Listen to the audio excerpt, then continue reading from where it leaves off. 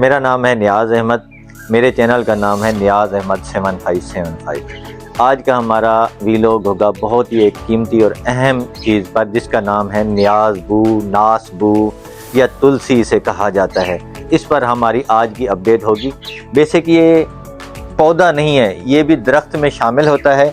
इसकी ये डंडियां हैं, इसकी हम जितनी केयर करेंगे ना, ये उतना ही आगे बढ़ेगा।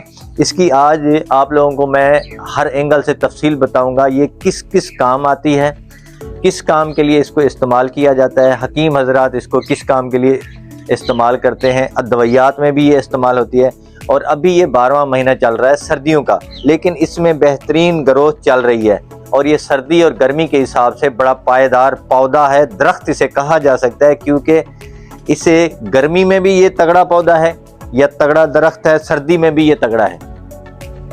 नियाज़ बू या तुलसी या नास बू, इसे ये 3-4 लफ्ज़ों में मुख्तलिफ जगह पर बताया जाता है। आज मैं आपको इसकी बहुत ही अहम खसूसियात बताऊंगा। सबसे पहले ये जहाँ पर लगा होगा मच्छर आपके करीब नहीं आएंगे। आपके ऑफिस हो, घर हो, बैठक हो, कहीं पर भी, गली मोहल्ला, जितने ये ज़्यादा पौधे होंगे मच्छर नहीं आएगा।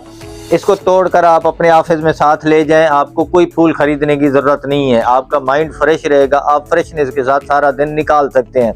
इसके अलावा इसके बीजों का भी इस्तेमाल होता है, इसके पत्तों का भी इस्तेमाल होता है। पूरी वीडियो में आप लोगों को यह तफसील बताई जाएगी। अगर आप लोगों को नास बू की खसूसियात की जानने हैं तो आप पूरी मुकम्मल वीडियो को वॉच करना है आप लोगों ने, और इसको सब्सक्राइब भी कर देना है। अब हम चलते हैं नियाज़ बू या होली बसली भी इसे कहा जाता है। इसकी तफसील में हम चलते हैं। तफसील इसकी थोड़ी सी लंबी है, इसलिए मैंने इसको नोट पैड में रखा हुआ है। ये ना महसूस कीजिएगा कि ये थोड़ा सा एक वर्ड है, मैं आपको वैसे बता दूं तो नोट पैड के हिसाब से मैं आप लोगों को बताता जाऊंगा। सबसे पहले इसका जो बेसिक है, ये एक खुशबूदार पौधा है। इसकी खुशबू बहुत ही खूबसूरत है। आप इसकी टहनी को तोड़कर टेबल पर रखकर सारा दिन आप अपने ऑफिस में रख सकते हैं। सबसे पहली ये चीज़ है, आपके जहन को ये फ्रेश करती है। इसके अलावा आपका मूड खुशगवार होता है। ये एक इसकी बेसिक चीज़ें हैं। इसके अलावा ये एक खुशबूदार मौसमी पौधा है, लेकिन महफूज मकामात पर दायमी नौइयत अख्तियार कर लेता है। अमूमन इसकी अफजाइश मार्च अप्रैल में बाज़रिया बीज की जा सकती है। इसके बीज ये होते हैं, इसके ये बीज होते हैं इस हिसाब से। जुलाई से लेकर नवंबर तक ये इसकी बुआई चल सकती है। सर्दी से हल्का सा मुतासिर होता है। इसकी 2 या 3 इंच की नर्सरी मुंतकिल कर दी जा सकती है, यानी कि 2 या 3 इंच का ये पौधा हो, आप इसको कहीं से शिफ्ट भी कर सकते हैं, नर्सरी से ले भी सकते हैं। इसके पत्ते और फूल दोनों मुसलसल खुशबू देते हैं। पत्ते मीनिंग ये इसके पत्ते हैं, ये इसका पत्ता, ये इसके फूल, दोनों में ही सेम खुशबू होती है। इसको घर के अगर फ्रंट साइड पर आप लगाते हैं, आप जैसे एंट्री करेंगे तो आपको खुशबू महसूस होती है और इसमें ज़्यादा केयर करने की ज़रूरत इसको नहीं पड़ती है। जहाँ से भी आप गुजरेंगे तो खुशबू आपके साथ रहती है। बेहतर अफजाइश के लिए इसको ज़्यादा धूप की ज़रूरत नहीं होती, यानी कि ये छाँव में भी चल जाता है, धूप में भी चल जाता है। मैं अगला नोट पैड ओपन कर रहा हूँ। आ जाते हैं इसका ताल्लुक किस पौधे से है। इसका ताल्लुक पुदीने के ख़ानदान से है। पुदीना, धनिया, ये मिलते जुलते ख़ानदान से हैं। धनिया सालन में यूज़ होता है, पुदीना आप सलाद में भी कर सकते हैं, ये भी उसी के ख़ानदान से ताल्लुक़ रखती है। अच्छा, इसके अलावा मैं आप लोगों को बताता जाऊँ इसकी एक और अहम खसूसियात। नियाज़ बू के पौधे से तेल भी निकाला जा सकता है, जो बहुत ही अदवियात में इस्तेमाल होता है। पत्तों के रस को शहद के साथ मिलाकर इस्तेमाल करें तो गले की बलगम और ख़ारिश को आराम देता है।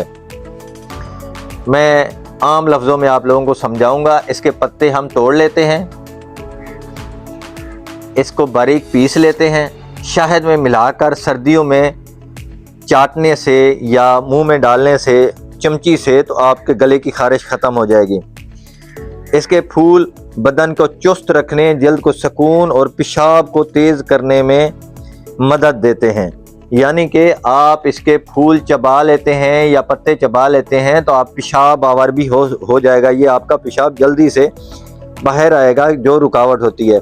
कीड़ों से महफूज रखने के लिए इसके पत्तों को घरों में किसी भी जगह पर रख सकते हैं, यानी कि इसके सूखे पत्ते आप जमा कर लें, जहाँ पर आपके यहाँ कीड़े मकोड़े कुछ चीज़ें एक्स्ट्रा हों वहाँ पर रखेंगे, कीड़े मकोड़े इसके करीब ही नहीं आएंगे। इसकी जड़ें फोड़े फिंसियों के लिए काम आती हैं। नियाज़बू के बीज, एक और अहम चीज़ मैं आप लोगों को बताना चाहता हूँ, इसके जो बीज हैं हैज़ा, चेचक और जरियान के इस्तेमाल किए जाते हैं। ये हकीम हजरात इसके इस्तेमाल करते हैं, यानी कि इसके बीज जो हैं ये इस्तेमाल होते हैं। नियाज़बू के बीज हैज़ा, चेचक और जरियान के इस्तेमाल में आते हैं, ये हकीम हजरात इस्तेमाल करते हैं। आबो हवा, ये पौधा पंजाब के तकरीबन तमाम इलाकों में कामयाबी के साथ काश्त किया जा सकता है। इसको आप कमर्शियल लेवल पे भी कर सकते हैं, लेकिन इससे पहले आप इसको मार्केट आपको इसकी तलाश करनी पड़ेगी। इसके लिए ज़मीन कौन सी मौजू है? ज़रख़े ज़मीन में अच्छे से कामयाबी के साथ इसको काश्त किया जा सकता है। इसके अलावा मौसम फरवरी के आखिरी हफ्ते और मौसम गर्मा अप्रैल तक काश्त की जा सकती है। मैं अगला नोट पैड ओपन कर रहा हूँ इसको खाद भी हम इस्तेमाल कर सकते हैं, खाद भी दी जा सकती है अगर कमर्शियल लेवल पर इसको हम इस्तेमाल करते हैं तो। खीलियों की सूरत में भी काश्त कर सकते हैं। आपाशी में इसको पानी बहुत कम लगता है, गोडी की इसको ज़रूरत नहीं पड़ती। इसकी सारी तफसीलात जानने के बाद एक सिंपल सी चीज़ें आप लोगों को बता दूं, ये पौधा हमसे मेहनत नहीं लेता, बिल्कुल भी मेहनत नहीं लेता। खुशबू भी आप लोगों को मिल जाती है। बीज आपको इसके बहुत सारे फ़ायदे हैं, जरियान, चेचक, हैज़े में इसका इस्तेमाल होता है और मच्छर भगाने के लिए ये बहुत उम्दा पौधा है। मैं उम्मीद करता हूँ आज का ये व्लॉग आप लोगों को बहुत अच्छा लगा होगा नियाज़बू की मुकम्मल तफसील के साथ। अल्लाह हाफ़िज़।